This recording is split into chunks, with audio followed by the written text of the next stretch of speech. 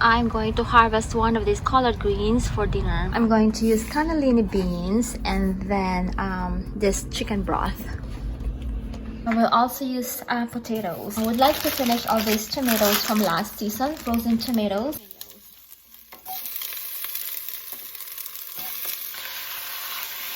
And these are the collard greens that I picked from the garden. I'm going to slice them now. I already washed them. Potatoes. And then the collard greens. Char pork on air fryer. How about the other one? Then for the protein, I'm going to use this char pork from the other day. And here is the soup.